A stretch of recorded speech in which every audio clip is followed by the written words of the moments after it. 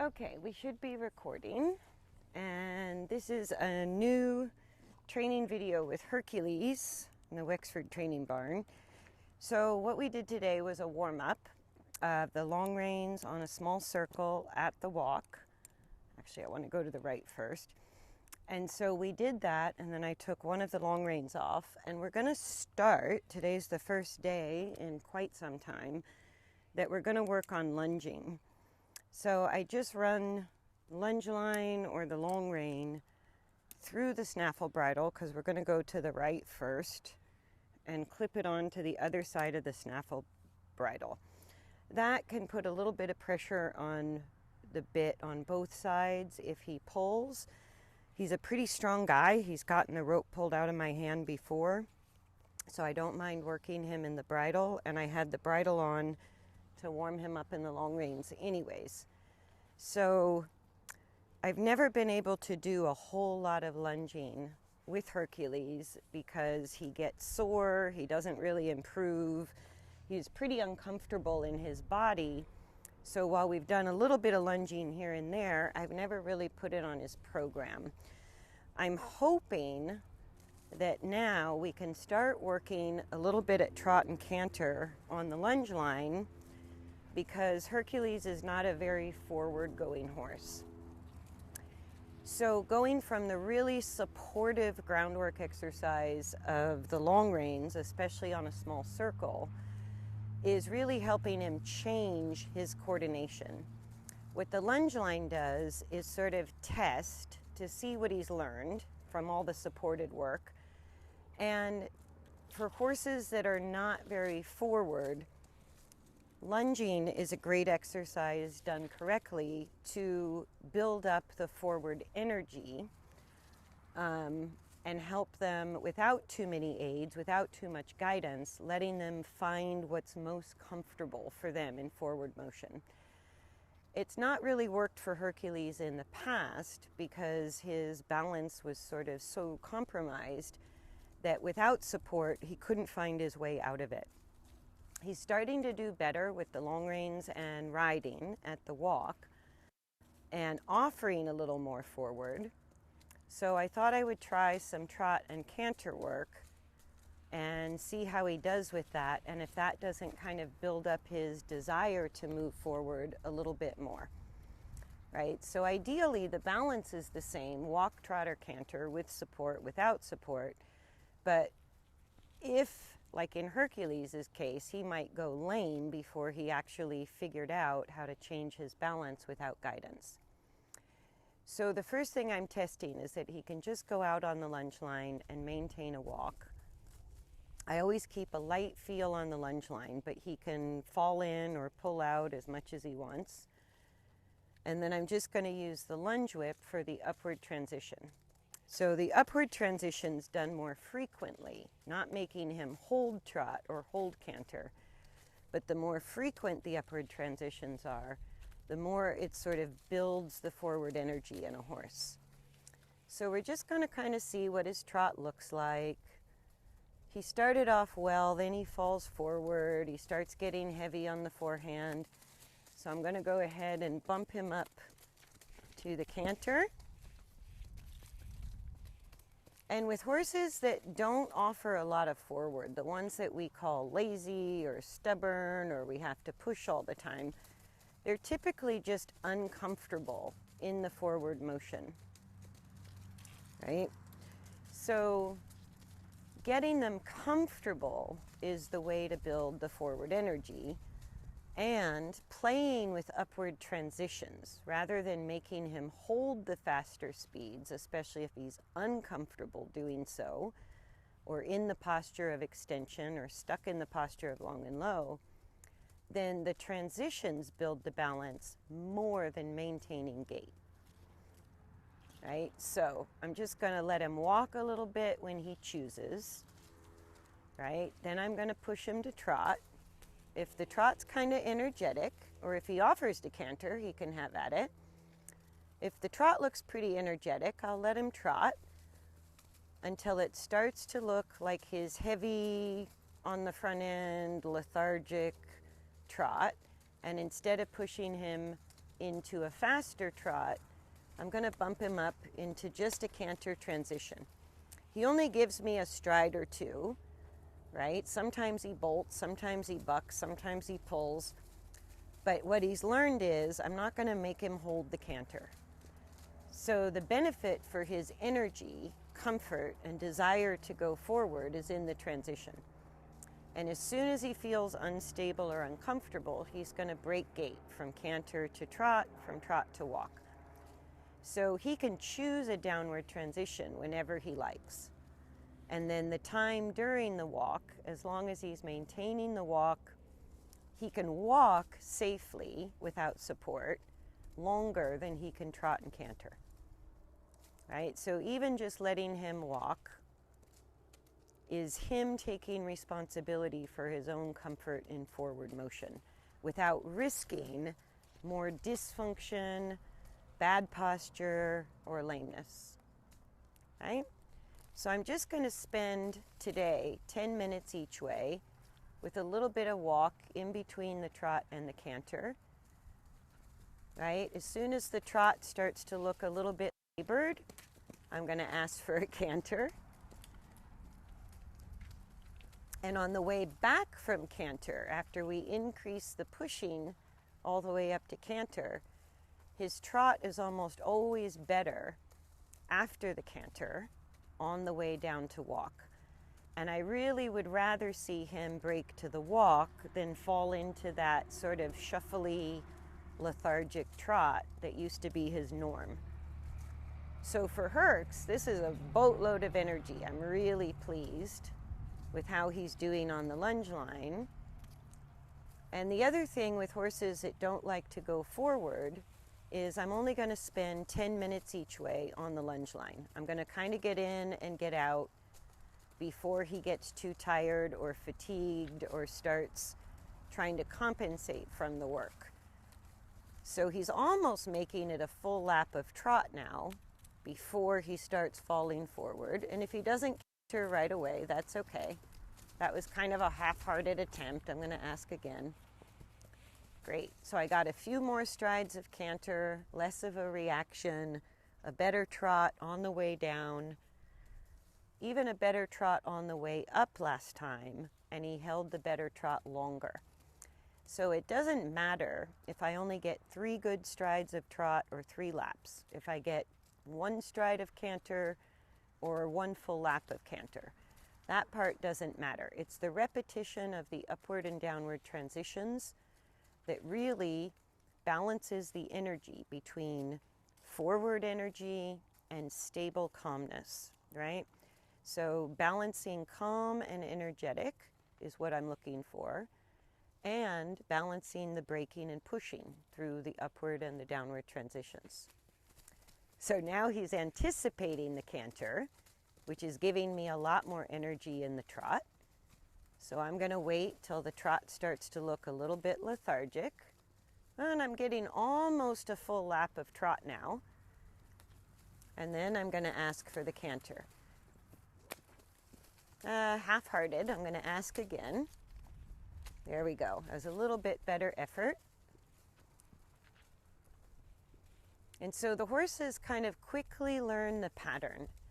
And what really makes a horse that doesn't want to go forward even less, is when we make them hold any of the faster gaits.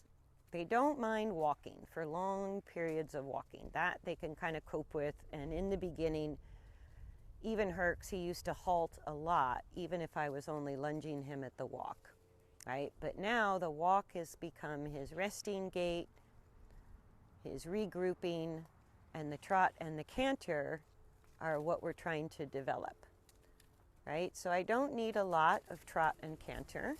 And you can see each time we cycle through it, his trot gets a little better for longer. His canter is less dramatic, no pulling, no bucking, and he's cantering a few strides. Like I said, almost a full lap of trot. Right? Then I'm going to start pushing behind the tail, giving him time to think his way up into the canter without reacting. I didn't give me a very good attempt. I need a little bit more. Not a very good attempt. I'm going to ask one more time. That's a better try. Yeah. Doesn't have to be super. It just has to be a decent try. Right? Now, as his excitement level comes down after the canter, he's not trotting as long before he breaks to walk, and that's fine because he's trotting a little longer, anticipating the canter transition.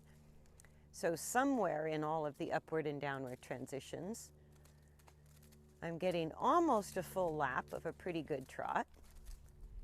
He's calm, but building the energy. And I got about 2 more minutes, so I'm just going to do one more round and then let him walk and change direction. So he's starting off his trot with a lot more energy.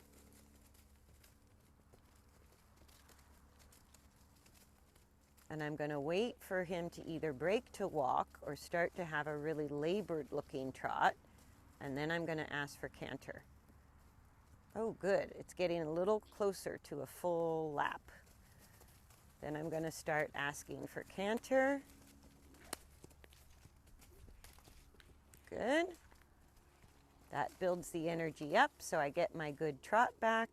And I really like that he broke from the trot before the trot became lethargic. That's excellent. So then the last of our 10 minutes, I'm just going to let him walk. Have a think about what we just did.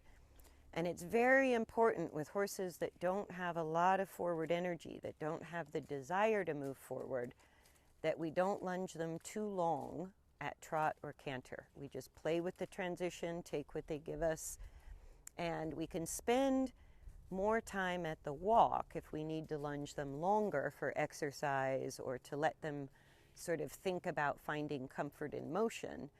They don't have to trot or canter to work on their coordination.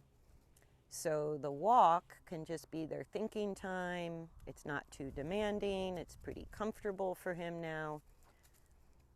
So that's why he's not choosing to halt so frequently anymore. He's perfectly comfortable going in the walk. So then I'm going to change direction. So I'm just going to get him to face me. Take the lunge line off. And then I'm going to run the snap through the left side of the snaffle and the right side of the snaffle. Right? So it doesn't get too tight if one side's running to my hand. Now, off you go.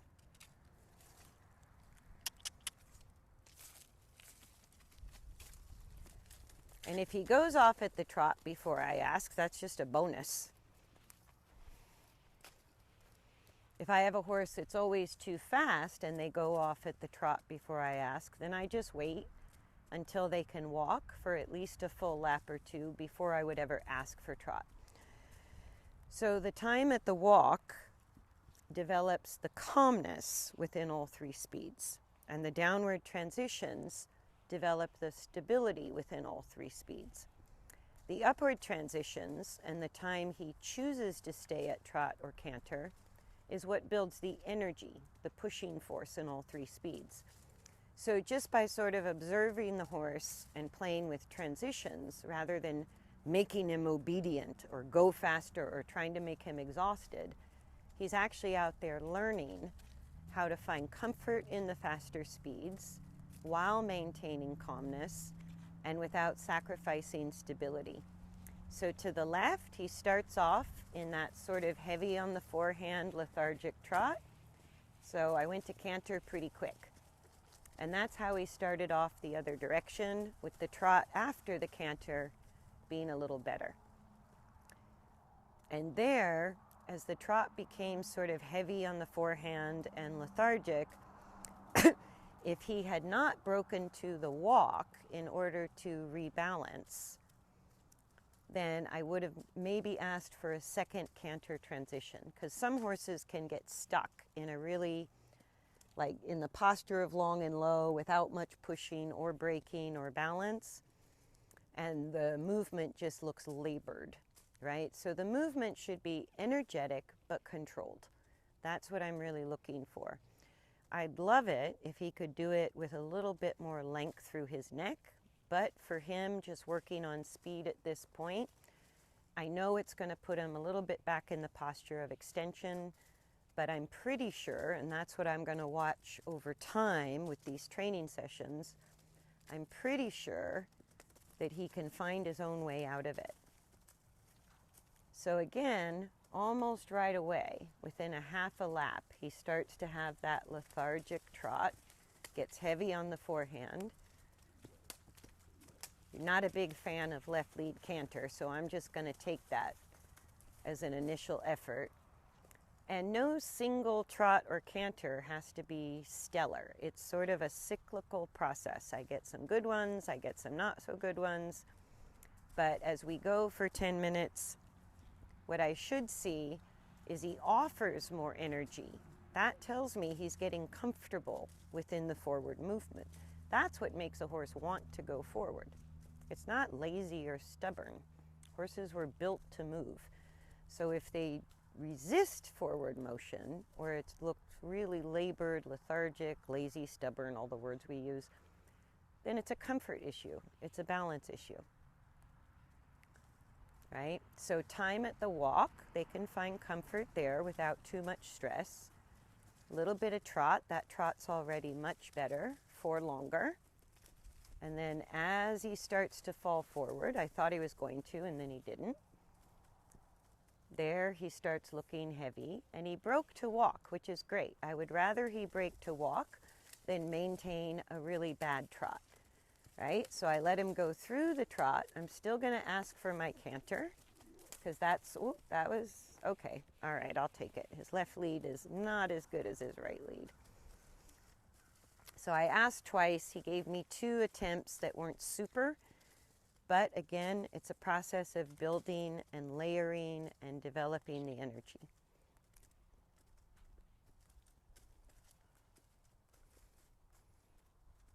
And for him to enjoy the trot and canter and find comfort in the trot and canter, it doesn't help at all to exhaust him. So what I do with Hercules is warm him up at the walk on the small circles with the long reins to really warm him up correctly, get the hind legs working, get the back working, get all of that going that has helped him progress. And then we're just starting with 10 minutes each way to see if we can't slowly, session by session, have him discover a little bit better balance and a whole lot more comfort within trot and canter, which builds the energy in all the gaits. So I pushed him a little more for some energy in the canter. But if I look at his movement, most of the time, unless he gets really excited, then I have way too much forward. But he has to get pretty amped up to give me too much forward. Most of the time, if he's calm and thoughtful, I have too little forward. So that tells me I can ask for the upward transitions more frequently, but I don't want him to hold the upward transitions. And then I want to still allow him to stabilize, find comfort, relax at the walk in between the upward transitions. And I don't want this whole session to be too long. For him right now, 20 minutes max, and I'm already at the 6-minute mark. Much better upward transition to trot, much more energy and bounce in the trot. And I'm not looking at the posture right now. I'm looking at the balance between calm and energetic and the forwardness with the ability to slow down.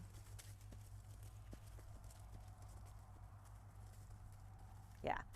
And as I see him starting to manage and balance the forces of motion in all 3 speeds, then it's just a matter of time before he starts to offer to maintain the faster speeds for longer and longer. But as soon as he looks uncomfortable, either stressed out and too fast, or kind of slow, lethargic, labored, then I know I don't have balance. Right? So Get another upward. And the more frequently I mix this into his training, I probably won't have to let him walk quite as long in between. Sorry, I started asking for canter. I got distracted. That's the best canter so far. So without making him hold the canter, that's a good example of the balance getting better because of the transitions, because he feels safe enough that he's seeking comfort in his own body. So he's going to discover more and more comfortable ways to trot and canter, which means he's improving his own mechanical coordination while we're practicing. And under saddle, even though he's slow and sort of lax forward, even on the long reins, when I ride him, the forwardness is a big issue. He still stops a lot. It's harder for him to get his balance with the weight of a rider. So the reason I picked this exercise for him was trying to make it easier to see if he could improve some comfort with faster forward motion that theoretically should make the walk easier all the way around, whether I'm riding him or doing the long reins. Not great, but I'll take it. Because the trot was pretty good, going up to the canter and coming out of the canter, so I don't need to get greedy with the canter. Right? And then the walk actually has, for him, quite a bit of forward energy. So I'm really happy to see him sort of walking freely. Because when I ride him, which I'll show in the next Hercules session, I can't do a small circle yet. I have to let him go out and about just to keep the forward motion without me having to drive him or deal with a lot of stopping. And I'd like to build up his forwardness to where I could ride about the same size circle that we're doing on the long reins, because that's really helping him engage more and get off of his front end.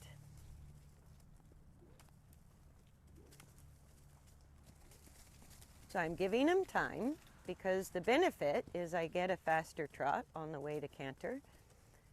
I can take my time, and then as soon as he falls forward, he's choosing a downward transition, which is fantastic. Please don't poop at the camera. Of course you're going to poop at the camera. Sorry, guys. And that's actually our 20 minutes of lunging. Oh, and he's going to offer to trot. I will take it. I wasn't going to ask. If he offers, he can do his thing. And then when he walks, I usually like to make sure, because especially if I've added some excitement into their energy, then I want to make sure that he can just walk for 1 or 2 laps at the end, without stopping and without trotting. That he has enough stability and enough calmness to just maintain a walk. That is the resting gait. That's the gait where he should be comfortable enough or can find comfort without getting too excited, but also without avoiding forward motion by stopping all the time. So there's 1 lap. I'll get 1 more lap, and then I'll reel him in, and that's it for today. Like, I'm actually pretty thrilled that I saw his trot improve, his canter improve a little bit, and that he maintained a pretty good walk with some forward energy, and that he didn't try to pull the rope out of my hand. That's always a bonus. And he didn't buck and blow up, and I didn't have to go out and touch him with the whip. He sort of respected my whip use from way in the inner circle. So that's perfect. So that's it for Hercs this training session. And I'm going to continue with him doing a combination of either warming up or cooling down, or both, on the long reins, on the small circle at the walk, and then some trot and canter work on the lunge line. That would be a groundwork session. And then we're still riding, but Hercules always makes faster progress without a rider on. So I do mostly groundwork with him and a little less riding, but the next time I film him, we'll look at him under saddle.